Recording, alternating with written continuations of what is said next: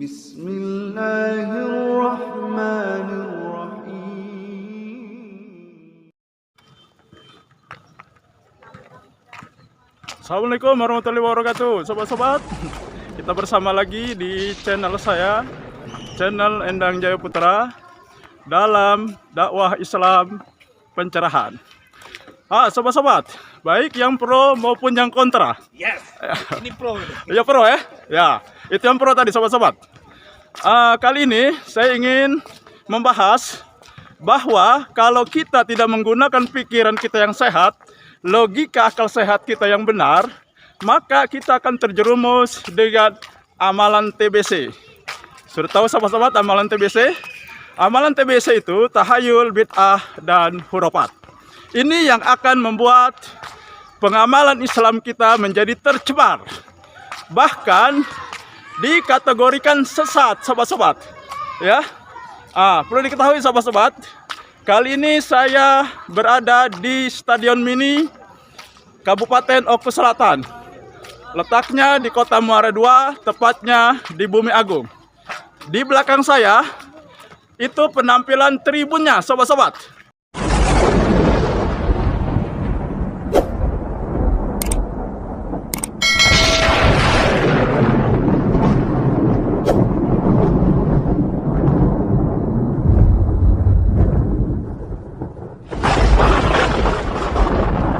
Ya, nah saya lanjutkan.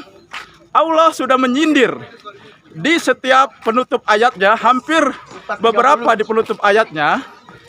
Apalah yatafakarun, apalah yakilun. Apakah kamu tidak berpikir? Apakah kamu tidak berakal?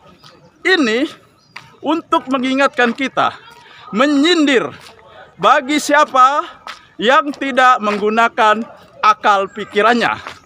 Karena kalau kita textbook thinking, berpikir menurut buku, kitab sentris, hanya kitab yang menjadi rujukan pengamalan agama kita, maka kita akan terjerembab, terjerumus, terbelenggu pada amalan bid'ah.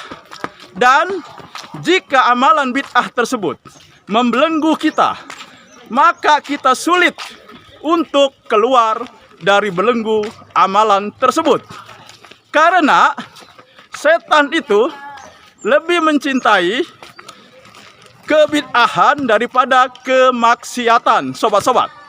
Karena bila orang melakukan maksiat, dia sadar bahwa dia melakukan perbuatan dosa, perbuatan salah.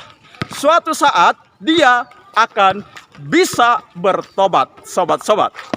Akan tetapi perbuatan bid'ah, amalan bid'ah ini diamalkan karena berkeyakinan, berpemahaman itu baik, itu adalah bid'ah hasanah. Maka orang yang sebenarnya melakukan kesalahan, melakukan kesesatan, dia tidak menyadari karena itu perbuatan baik. Maka dari itulah setan lebih mencintai kebid'ahan daripada perbuatan maksiat. Dari itu, untuk bisa terbebas dari amalan ini, maka tidak bisa tidak, selain pengetahuan agama kita berdasarkan Al-Quran dan Sunnah Nabi, kita juga harus menggunakan pikiran kita, akal kita, sehingga kita tidak menerima apa adanya, baik disampaikan oleh ulama, oleh Gus, oleh Habib, oleh Ustadz, dan ulama manapun. Kita akan mengembalikan apa yang mereka sampaikan kepada Al-Quran dan Sunnah Nabi. Berulang kali saya menyampaikan surat An-Nisa ayat 59. A'udzubillahi minasyaitonirrajim. Ya ayyuhallazina amanu atiullaha wa atiur rasul wa ulil amri minkum.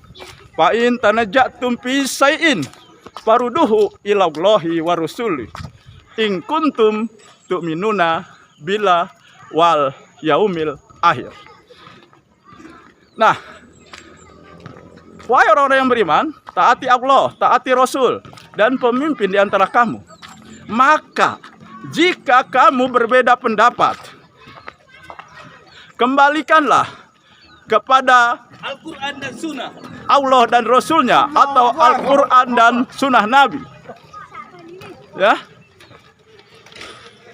bukan kepada ulama, bukan kepada pemimpin, tetapi kembalikan kepada Allah dan Rasulnya. Kembalikan kepada Al-Quran dan Sunnah Nabi. Karena ulama tidak maksum, hanya Nabi yang dimaksumkan oleh Allah. Jadi Nabi akan sunyi dari kesalahan. Tetapi ulama, siapapun dia, tidak sunyi dari kesalahan. Ada interest pribadi, ada kepentingan pribadi di situ. Sehingga ketika ada yang tidak menguntungkan dirinya, maka dia tidak akan menyampaikan yang sebenarnya. Itulah kita harus pertama mengembalikan kepada Al-Quran dan Sunnah Nabi. Yang kedua, gunakan akal pikiran kita dengan benar. Maka kita akan terbebas dari taklid buta, akan terbebas dari amalan TBC, tahayul, bid'ah, dan hurafat. Khususnya bid'ah, sobat-sobat.